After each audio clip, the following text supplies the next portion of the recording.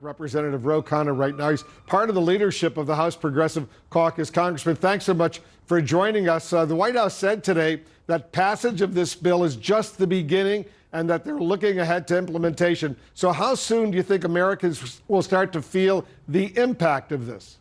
Well, Wolf, this is a truly monumental achievement for President Biden and Speaker Pelosi. I think we're talking a matter of weeks. This is going to give cash to every child in America so that they have the opportunity to buy food, to buy medicine, to get education. It's going to cut child poverty in half. And a family of four would get about $5,600 in stimulus checks on top of that.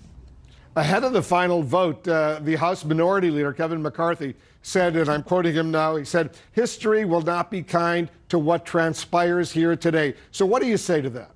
Well, first, he ought to get his facts straight. He keeps saying this is only 9% COVID. Actually, it's far more. Most of the COVID relief is actually in direct checks to the American people. So I guess my question for Leader McCarthy is, what part does he not like? Does he not like that Americans are getting $1,400 checks? Does he not like that we're giving checks to fight child poverty? Does he not like that we're giving money to open schools? Does he not like that we're funding vaccines so that people get shots in their arm? He never is specific. You know, his tactic is use socialism in every four words and misleading statistics. People aren't going to buy it. You're a member of the House Progressive Caucus. You've been advocating, as so many other people have been, for at least a $15 minimum wage. Obviously, that was not included in this bill. So what's the path forward when it comes to raising that $7.25 current federal minimum wage?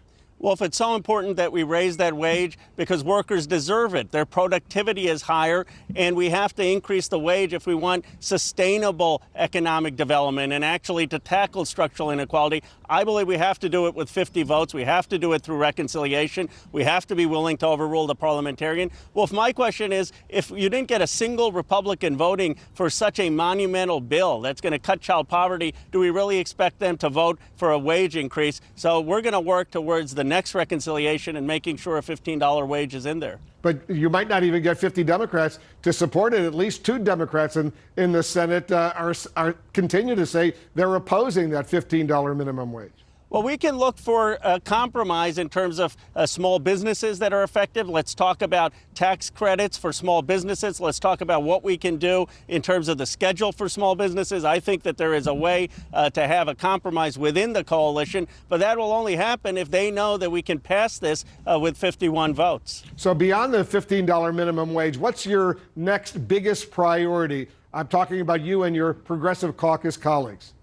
Is health care. I mean, 15 million Americans have lost their health care. This bill did a good job in increasing ACA subsidies, but the reality is health care costs are still too high, and we ought to be expanding Medicare. That is a huge priority. Getting free public college, making sure that young people who have thousands of dollars, $50,000, $100,000 of student loans, that those student loans are forgiven.